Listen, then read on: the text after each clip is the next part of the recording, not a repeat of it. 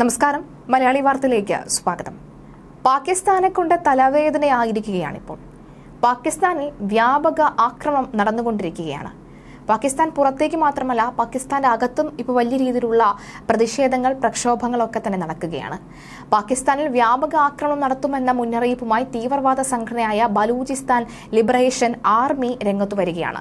തിങ്കളാഴ്ച ബലൂചിസ്ഥാൻ പ്രവിശ്യയിൽ BLA നടത്തിയ ആക്രമണത്തിൽ 73 പേരാണ് കൊല്ലപ്പെട്ടത്. പ്രവിശ്യയ്ക്ക് പുറത്തുള്ളവരെയും സുരക്ഷാ ഉദ്യോഗസ്ഥരെയുമാണ് ലക്ഷ്യമാക്കിയിരിക്കുന്നത്.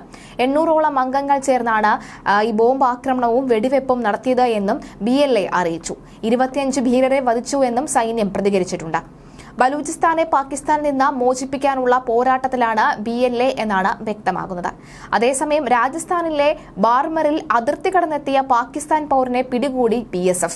20കാരനായ യുവാവാണ് അതിർത്തി ലംഘിച്ച് ഇന്ത്യയിലേക്ക് എത്തിയത്. കാമുകിയുടെ കുടുംബാംഗങ്ങളിൽ നിന്ന് രക്ഷപ്പെടാൻ വേണ്ടി അതിർത്തി കടന്നുവെന്നാണ് ഇയാൾ ഉദ്യോഗസ്ഥരോട് പറഞ്ഞത്. ജഗ്സി കോഹ്ലി എന്നയാളാണ് അറസ്റ്റിലായിരിക്കുന്നത്. വിശദമായ ചോദ്യം ചെയ്യലിനായി BSF ഇയാളെ പോലീസിൽ കൈമാറിയിട്ടുണ്ട്. കാമുകിയുടെ കുടുംബാംഗങ്ങൾ തന്നെ ആക്രമിക്കാൻ ശ്രമിച്ചുവെന്നും അതിനാൽ ഓടി രക്ഷപ്പെട്ടു വന്നതിനിടയിൽ അതിർത്തി കടന്നുവെന്നുമാണ് ഇയാൾ പറയുന്നത് എന്നാണ് ബാർമർ SP നരേന്ദ്ര സിംഗ് മീണ പറയുന്നത്.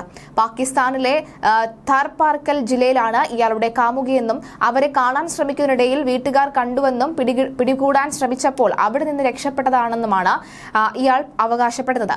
പെൺകുട്ടിയുടെ വീട്ടുകാർ ആക്രമിക്കുമെന്ന് ഭയന്ന് ആത്മഹത്യ ചെയ്യാൻ ശ്രമിച്ചുവെന്നും അത് നടന്നില്ല എന്നും ഇയാൾ പറഞ്ഞതായും SP കൂട്ടിച്ചേർത്തു. എന്നാൽ യുവാവിന്റെ വാദങ്ങൾ പോലീസ് പൂർണ്ണമായും മുഖവിലക്കെടുത്തിട്ടുമില്ല.